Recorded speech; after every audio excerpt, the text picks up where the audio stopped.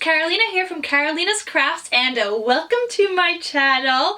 If you guys are new here, please don't forget to click that red subscribe button down below, and don't forget to give this video a big thumbs up because it helps my channel out so much and I would really appreciate it. Also, if you guys don't know, my new YouTube schedule is that I film planning videos on Mondays and I post them on Monday, and then I also post 2 more videos throughout the week on Wednesday and Friday. And Wednesday and Friday videos could either be makeup, they could be fashion, they could be a haul video, they could be a recipe, and today's video is actually a recipe for gingerbread cookies!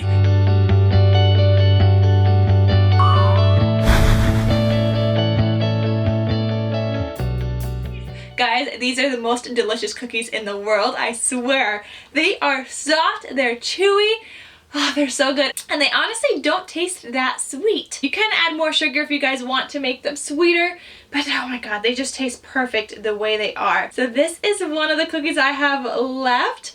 Guys, this recipe made 35 cookies, okay? I am down to 2 cookies. I have a gingerbread man and a Christmas tree, and I made these 2 days ago, okay? So I'm down to 2 cookies.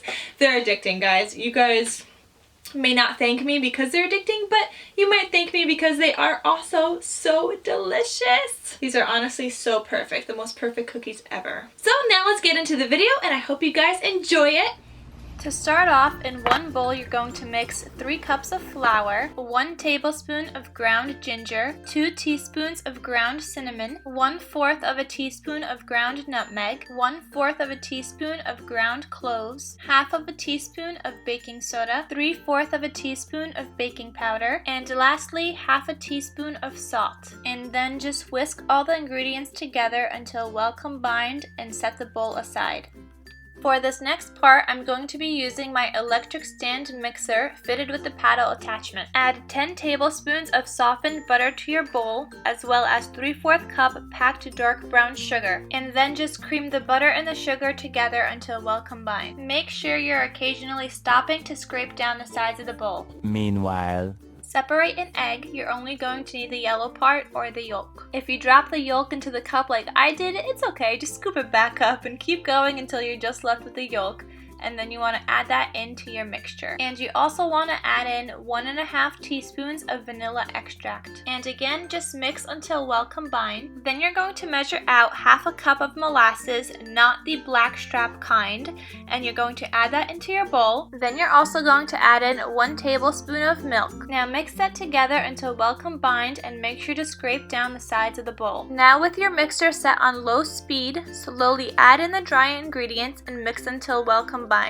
You can add additional milk as needed just to bring the dough together. I actually needed about 4 more tablespoons of milk. Then you're going to place foil or parchment paper onto a cookie sheet. I spread out some flour onto the foil as well, just so the dough wouldn't stick to it. Divide the dough into 2 equal portions and then roll out each portion evenly till 1/4 inch thickness. Now I didn't have a roller, or I couldn't find mine, so I just used my hands and that worked just as well. Once your dough is rolled out, you're going to add another piece of foil or parchment paper over it, and then you're going to stick it into your freezer for 10 minutes or overnight like I did in the refrigerator. You just want the dough to be firm. Day 2. The next day you're going to preheat your oven to 350 degrees. Take your dough out of the refrigerator, or if you did in the freezer, and then you just want to start cutting out your cookie shapes. I'm using cookie cutters here. Once your cookies are cut out, put them on a new cookie sheet lined with foil or parchment paper. Make sure to also put some flour on that other piece of foil, and also put some flour on the cookie cutters. You can also use a spatula if you're having trouble lifting up the dough from the cookie sheet. Use the scraps to roll out the dough again, and then you're just going to make some more shapes. I'm just using gingerbread men and Christmas trees. Bake your cookies in the oven for 6 to 8 minutes. 6 minutes actually ended up being perfect for my cookies. When the cookies are ready, they should leave a slight indentation when touched, and you could also check them with a toothpick.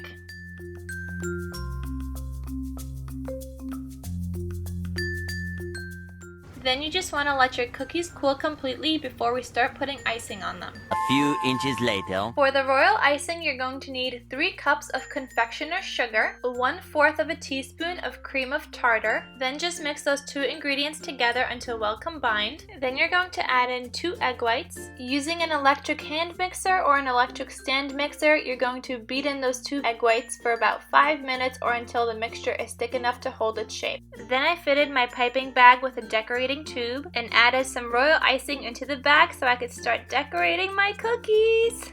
I used little chocolate candies for the buttons, but you can also just put in some food coloring into the icing and do it that way. I also experimented a little with how I wanted my cookies to look, so some of them have bow ties, some of them have filled in legs, they're all different.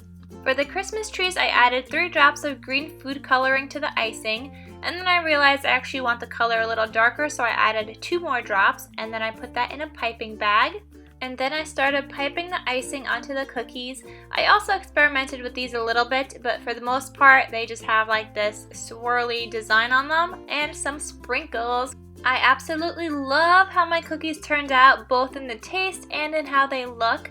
And they're honestly so delicious. This recipe made 35 cookies for me, so I ended up just giving some cookies away. I hope you guys enjoyed that video of how to make these gingerbread cookies. I will have the whole recipe also down below. I will have it written out in the description box. So if you guys don't want to just keep rewatching the video, you can check the description box down below and I'll have the whole ingredient list and instructions listed out for you guys. I also found this recipe on Pinterest. I will link that person's blog down below, but just note that my recipe is a little different. Like I have different time structure for everything of when I did it. It was like trial and error. So it worked out a little bit differently for me than the recipe from the blog. But I hope you guys do try out these awesome gingerbread cookies. They're just so cute. And my little gingerbread man, he lost an eye. But it's okay. I mean, I still love you. If you guys do try out this recipe, please let me know in the comment section down below how much you loved it, because you guys are just sure to love it. Honestly, they're just...